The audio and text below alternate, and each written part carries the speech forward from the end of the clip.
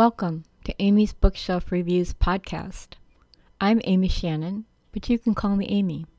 Thank you for listening. Hello and welcome, and I hope all is well with you.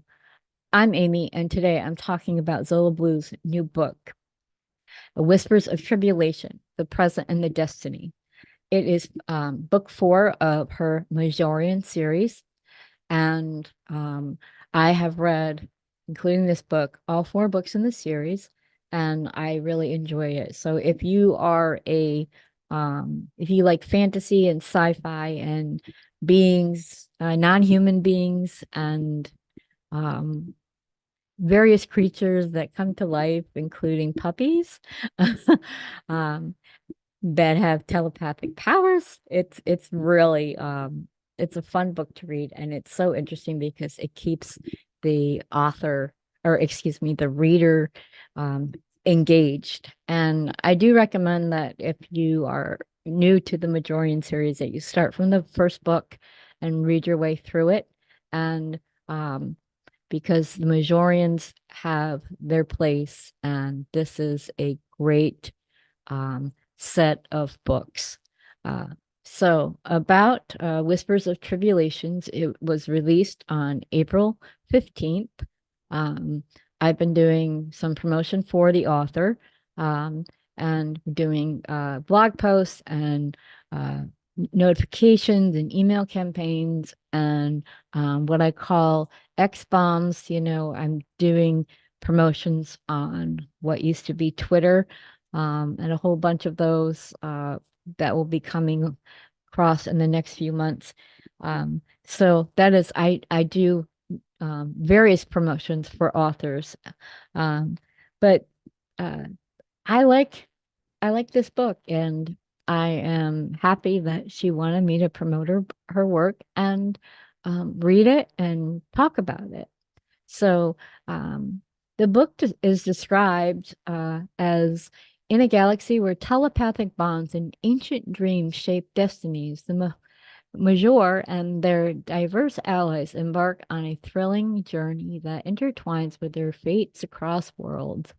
When a meteor threatens the peaceful village of Major on the distant planet Eucris, King Tulabi and his loyal followers seek refuge in a mystical dragon war village.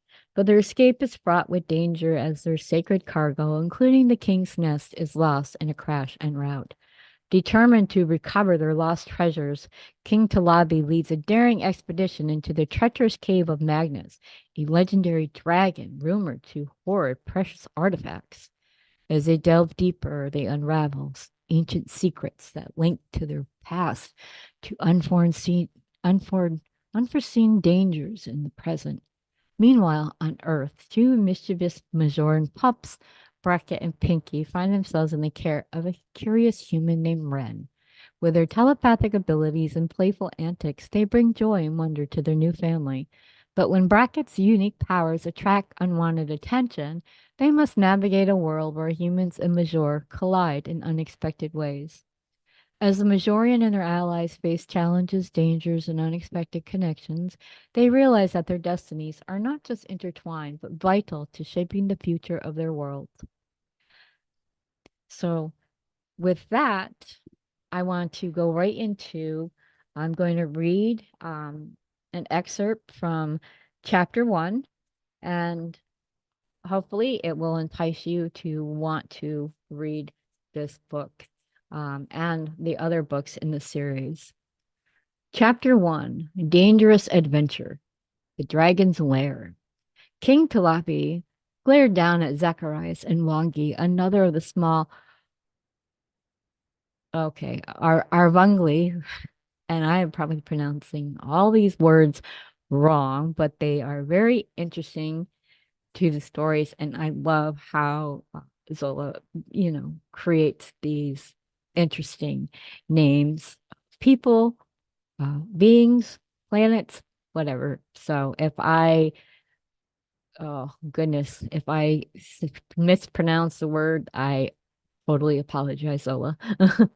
Okay. With their spears braced outward, the little fellows sneaked forward like tiny hunters searching for their prey. Barely visible in the darkness, even with his acute eyesight, he could only see them clearly by the sparks of light coming from their pinhead-sized torches. Fearless in their minds, the Arvangli took the lead and he followed the small lights on the ground. Stealthily, Talabi moved behind them, quite impressed that the little people were anxious to attack the giant dragon being, and the great beast would only notice them as microorganism vermin, unable to do any serious harm to him. Of the same mind as the other Majorian leaders, the king believed that the little ones were hiding a secret, and the queen of theirs was just curious about them. Many times, inappropriately questioning them, Marina interrogated him continuously. Talabi skirted around answering, changing the subject, or walking away, unsure in his mind that she needed to know that much about their history. She even admitted to having her soldiers follow them when they left the village barrios. Tiny and nearly impossible to see, deliberately spying on the Majoran, they hid under brush and grass, staying out of range of their sensory perception. Even the Majorian enemies, the black shadows beyond the walls that attacked them, sucking their soul's essence, didn't seem to pose a problem for the Arvungli. This did not sit quite well with him, and although she gave the pretense of helping them find their muling, it would take more than trickery for him to trust the queen and her band of wee folk. With the balanced and harmonized capabilities of Thai, Oz, Iranian, and Iranian, King Talabi was light on his feet and swift as well. His athletic, lean, agile body moved gracefully across the cave's floor while searching the deepest darkness for any sign of his son. The decision to leave Sidor outside was a conscious one, made by him because of his second largest stature and violent aggression. King Talabi did not want to fight with a fierce beast and wanted to remove Muling silently without incident. Sador's aggressive tendencies were not what he required now, and the thought of any harm coming to his Muling because of the overreaction of the warrior, Majorian tore him up inside.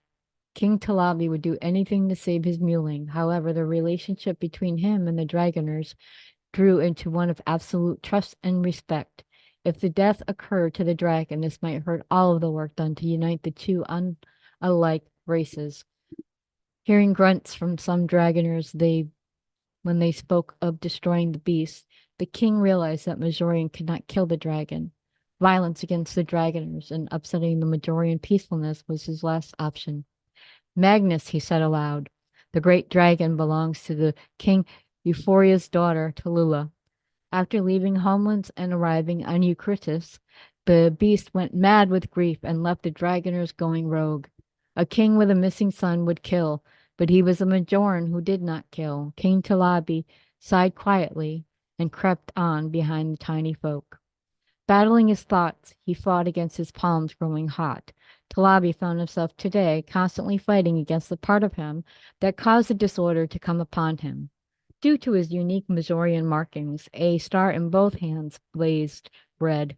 Seconds later, gaining control of the abnormality, drops of water cooled down the heat, drenching his palms in dripping water. Although most villagers adored the Mazorian marking, he hated his, since it became an embarrassment to his father, and only his seemed to do anything.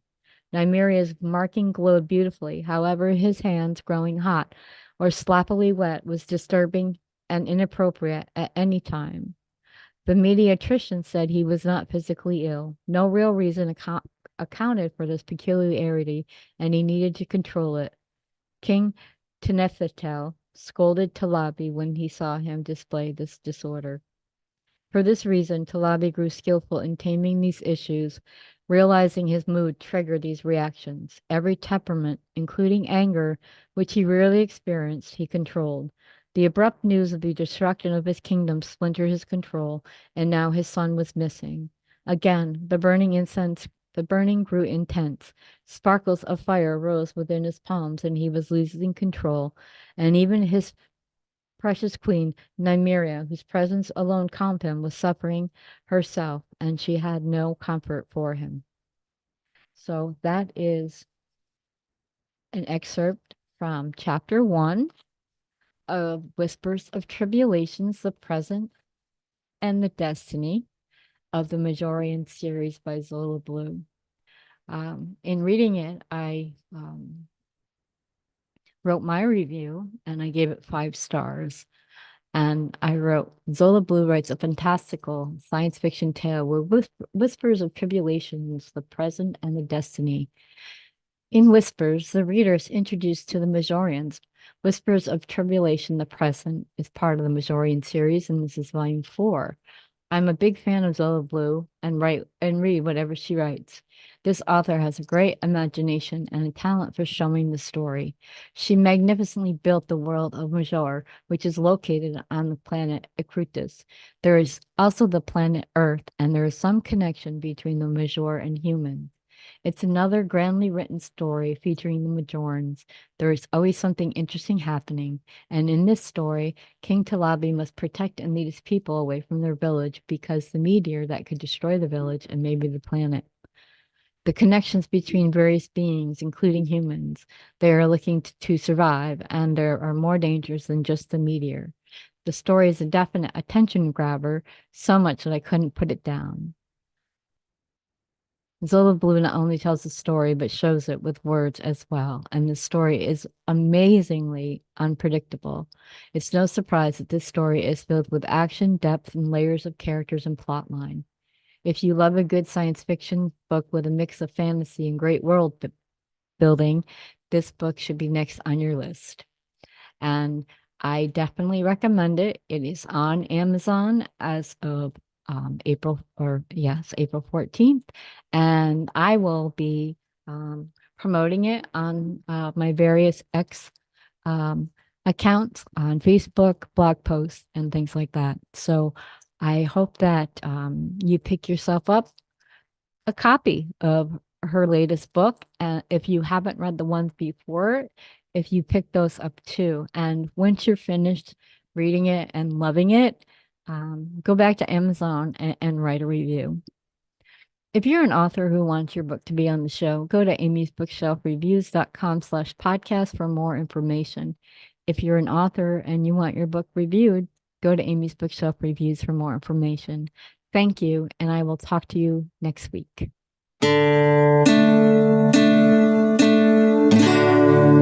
Welcome to Amy's Bookshelf Reviews podcast. I'm Amy Shannon, but you can call me Amy. Thank you for listening. This has been Amy's Bookshelf Reviews podcast. Thank you for listening. And always, be kind and stay safe.